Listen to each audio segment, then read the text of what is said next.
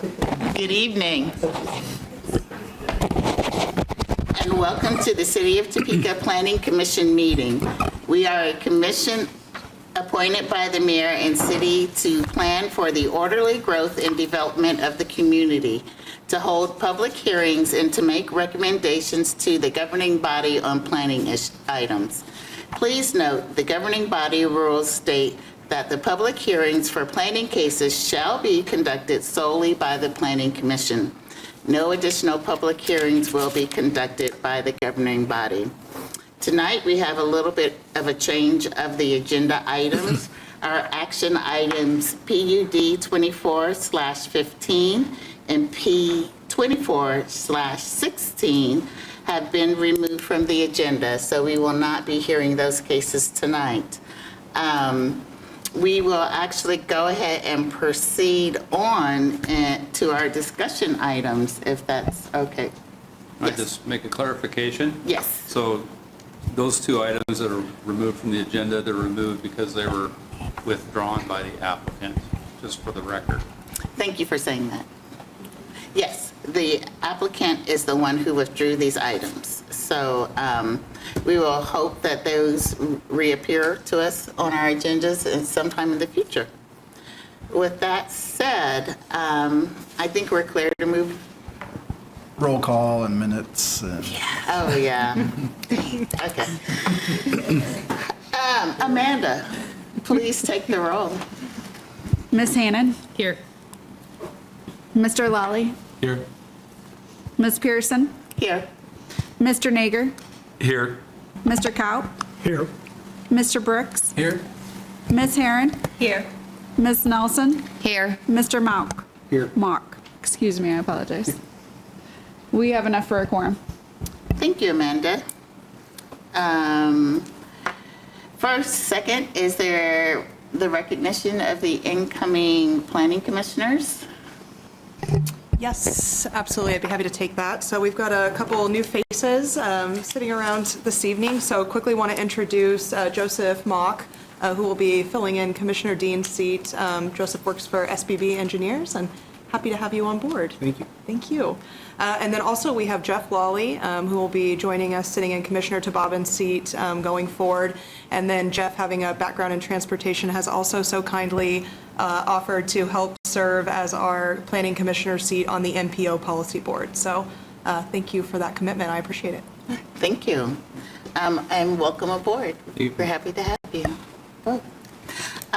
With that done, can we have a motion for the approval of the minutes? Madam Chair, so move. Second. Amanda, please take the roll.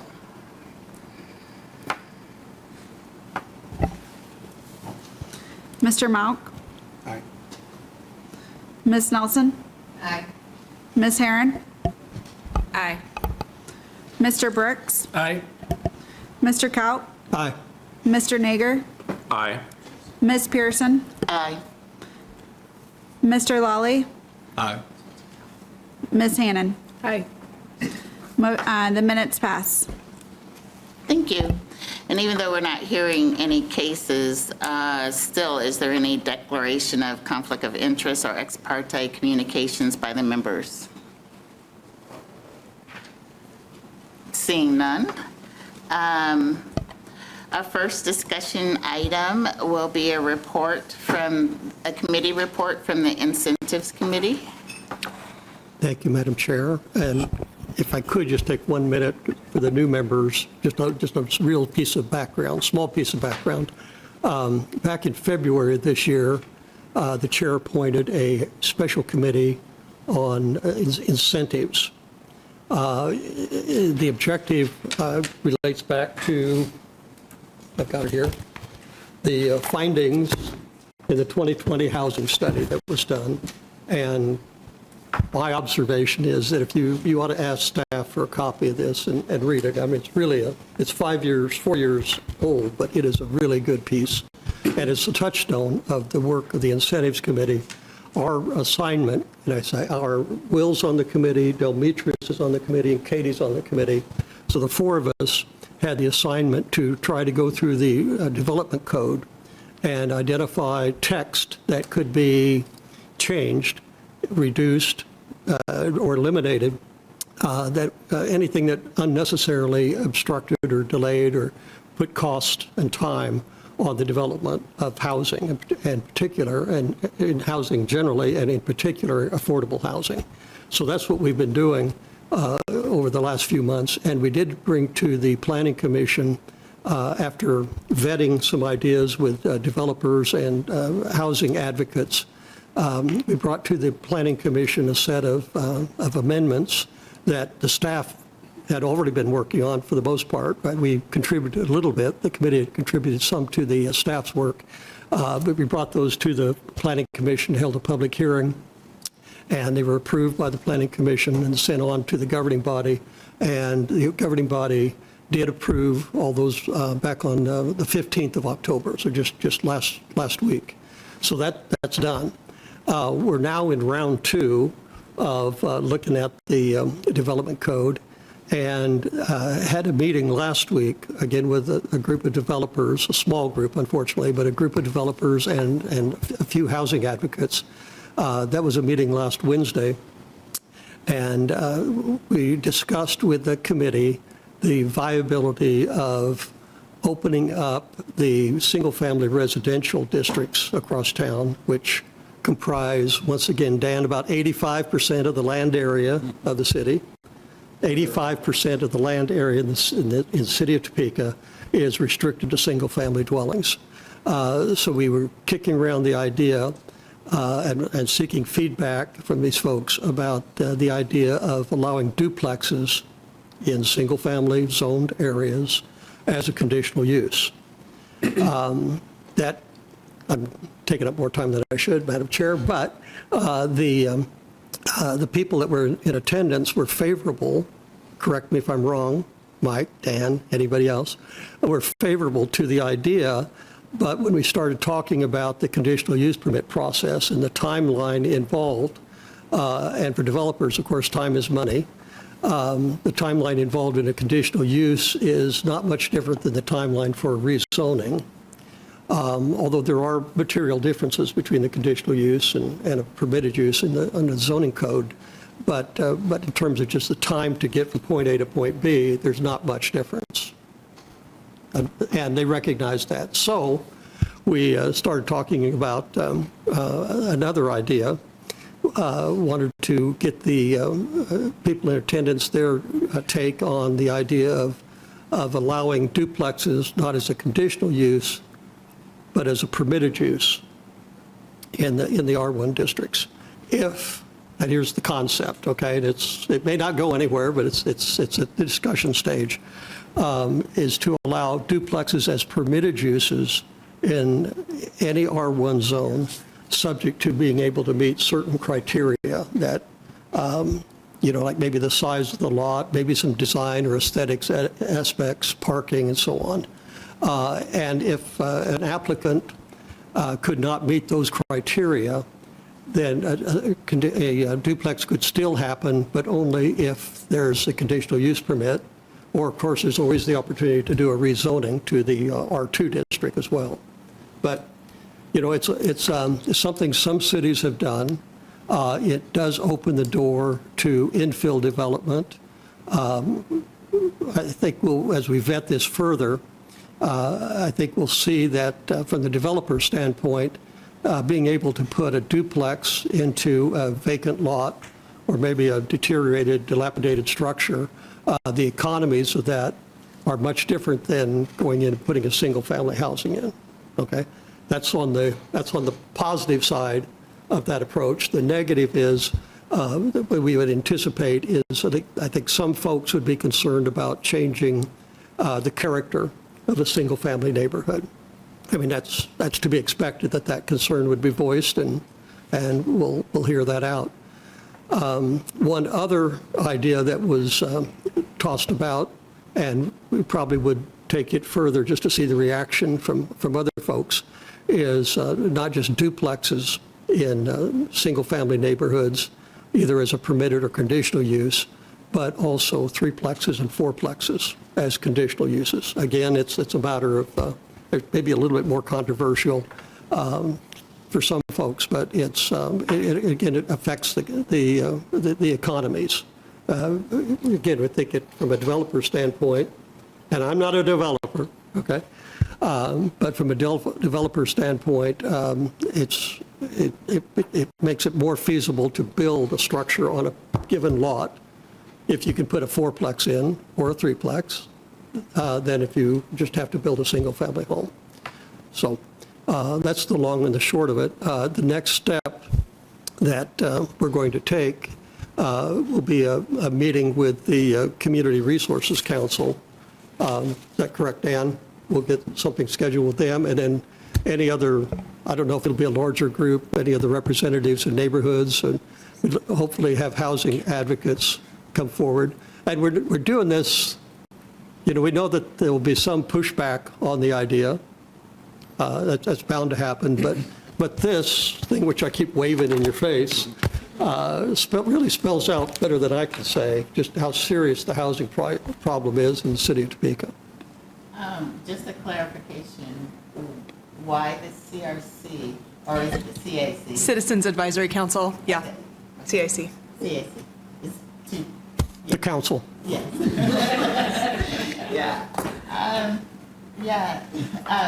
But yes, thank you. Do you, either one of you two have any questions? Does anyone have any questions of Jim and the committee report? Yeah, we're not looking for a commitment from anybody, but we wanted to give you a heads up that, this will be a matter of discussion. At some point, there's hopefully going to be some public interest, and so you need to know what a committee of this commission is doing, and going forward with an idea that, may generate some accolades, but also some pushback.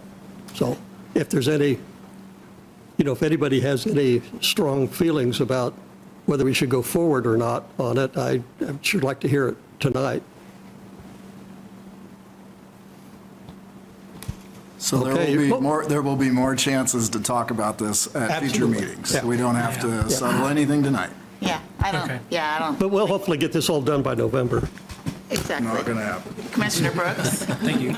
of some year. So, yeah, it helps to know that we'll talk about it more.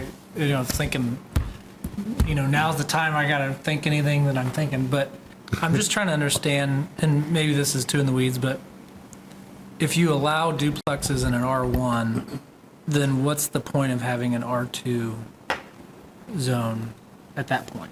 Or, does it complicate things overly, or it's just something to think about maybe?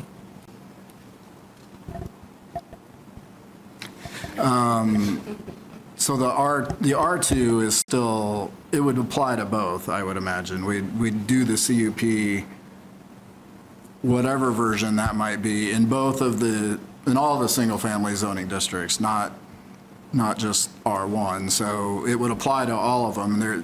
Those districts still have different things going on, lot sizes and different things. So I think there's value in keeping it. Was that the question? Well, and the R2, there could be circumstances where a developer might see some advantage to having an R2, being zoned R2, or building in an R2 zone versus, again, if they can't meet the criteria for permitted use for a duplex, there's no certainty involved in the conditional use permit process. So it might be an easier cat to skin, or whatever the expression is, whatever, to have the R2. And also you could have some areas that are restricted. There are entire blocks or areas that are just zoned R2. There are some of those in town, not many. Okay. Skin the cat. Animal advocates. Well, Let's not skin them on the. Not in a public setting. Yeah, not in a public setting. Okay, thank you, Commissioner Kopp. And that's a good segue into the next discussion item, which is the bylaws discussion. As you can see, this is not a problem that's easily solved. It is not, it's going to take more than one special committee just looking at it over a few months. And I would like to grant this committee grace and authority to continue meeting and working on this problem in whatever capacity. So with that in mind, the bylaws proposal that you hopefully have in front of you right now or have had a chance to take a look at, we don't have to have, like Dan said, it's nothing that we're going to solve tonight, but I want you to have it in your hands, and you need to have it in your hands at least 30 days before we can actually take a vote on it. So if you, I know you just got it tonight, so again, unless you see something that's jumping off the page at you that you're like, no, this is crazy, let us know. But otherwise, feel free to take it home, review it, and be prepared to vote on it at the next commission meeting, which will still be held.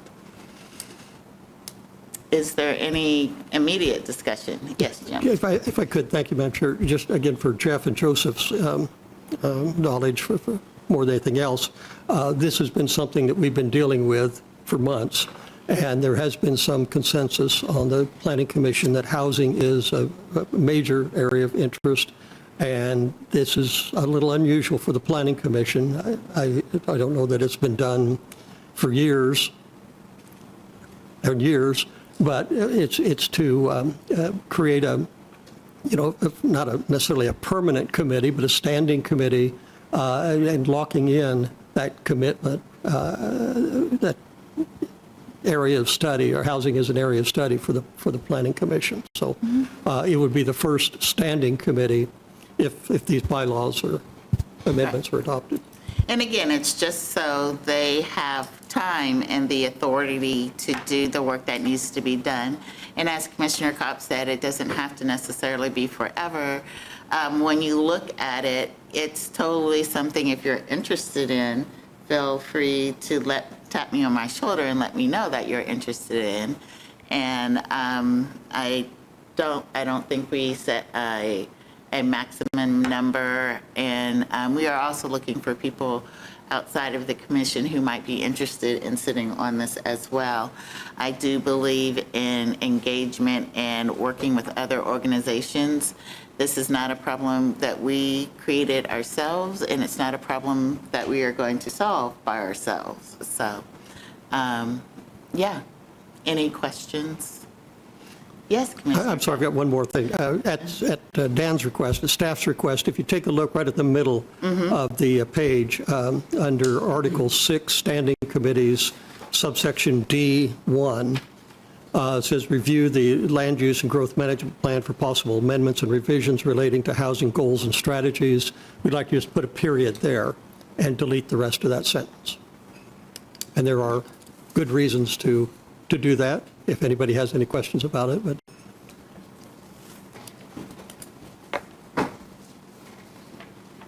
and that's all. Okay, thank you. Chairwoman, can I ask a question? Quick question for you. I think that also under Section D, under item 2, if we have some ability to just wiggle around some language, I think I want to be careful with the language as agencies.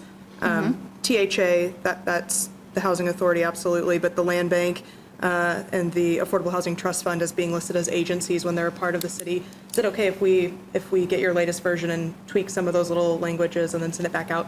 Yes. Okay, great. Thank you. Just send it back out to everybody. Absolutely. Okay. Any other comment? Yes, Commissioner Brooks. So just a clarification or a question on section D3. It talks about monitoring the changes in the quantity and quality of the city's housing. And maybe it's a clarification of what that actually means, because monitor could mean, 10 people full-time, or what does that mean? I know we're not going there, but well, no, just so it's clear Sure. what people are signing up for. it is, I think, deliberately broad, but I think, again, you go back to the touchstone here, it'd be, the easiest example I can offer is that we would report to the committee, whoever's on that committee, would report to the Planning Commission on how the goals and strategies in the housing plan are being met. How the marketplace has changed, whether it's advancing the objectives and goals of the housing study or working the other way. Okay. And again, it says with the assistance of the development staff. So for instance, then I think it was the last meeting, we got, maybe 2 meetings ago, we got information from them as well. So that's a partnership of an exchange of communication. Yep. Okay. Is that clarified for you? Okay. Any other questions?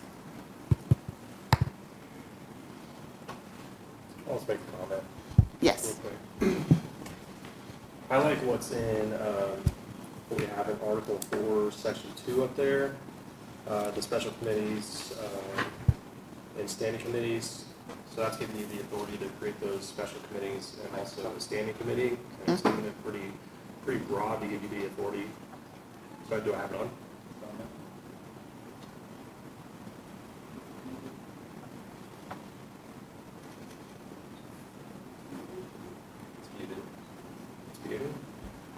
The light's on. Can you hear me? Yeah, I'm sorry, Matt, could you start over? I couldn't hear anything. Yeah. Can you try leaning into a different mic? How about this one? Okay, now we're good. All right, so to start over, I'm saying I like the language that's up top in Article 4, Section 2B, amending that section, allowing the chairperson to create those special committees and standing committees, and giving you that broad authority to do so. I think creating the new article in Article 6, that's going to kind of shoehole you into just a committee on housing, and if we need to come back and do, let's say we have another topic we want to create a standing committee for, I think we're going to have to come back and do this whole thing where we're amending the bylaws each time. So I'm a little concerned about that.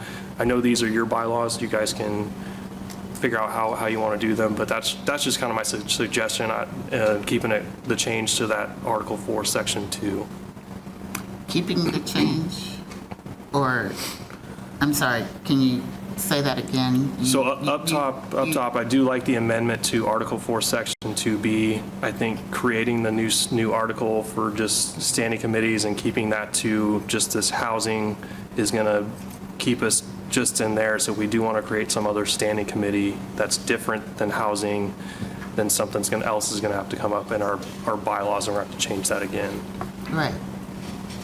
So if I understand you correctly, you do like the way that is stated, B? Or are you proposing a change to B? Nope, up top, I like that. Okay, great. I think, And yes, it was a matter of trying to keep it broad. Hopefully, this is setting a precedent where you would have a special committee first anyway and exhaust that avenue Okay. before you consider another standing committee. okay. Okay. All right, that's all I've got. All right, thank you.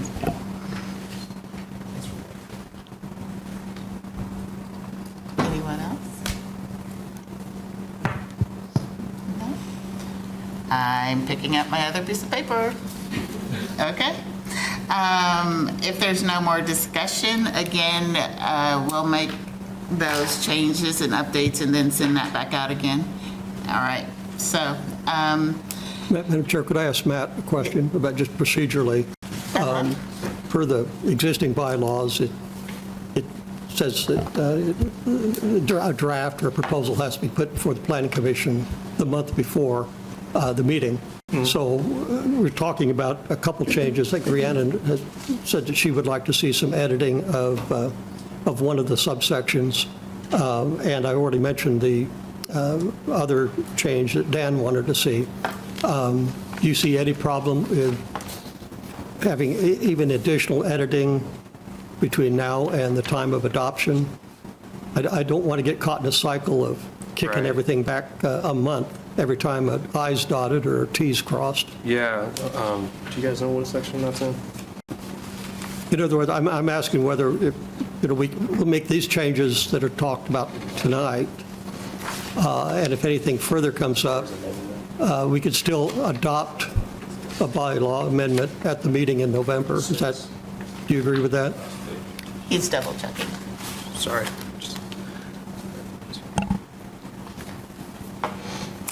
Madam Chairman, Yes. while he's looking for that, I'm wondering if we shouldn't take out the words Habitat for Humanity and just list nonprofits. I can see other nonprofits in the area getting upset because they do similar things that they're not listed as well. There are other nonprofits that do the same thing as Habitat does. And I'm just thinking naming just one might create problems down the road when we really don't need to list a name. We could just list other housing nonprofits. Would you be okay with just, with nonprofits involved in housing? Absolutely. Okay, if that's, I just think that makes more sense, and then we don't have to answer later as to why. Okay. It's a good catch. Del, were you? Oh, no, just great. Okay. Did you catch that, Amanda? Okay. Thank you. Did you have a conclusion, Matt? Getting close, I'm confirming. Okay.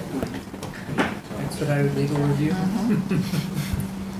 We will take a moment to celebrate Commissioner Herron's upcoming celebration, arrival. You can call it that. I wonder if you ran around the room. I don't know if I would make it. I definitely took the elevator up today. Do you think you'll be with us next meeting? No.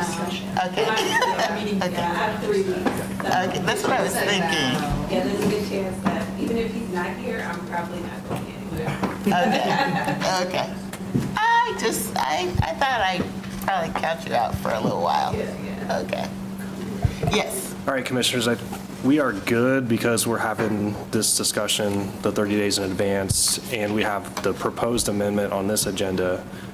So we have what was proposed, so any changes, we can make those changes and put it on the next agenda and be good, not have to do another 30 days. All right. We can do it. okay, Okay. thank you. All right.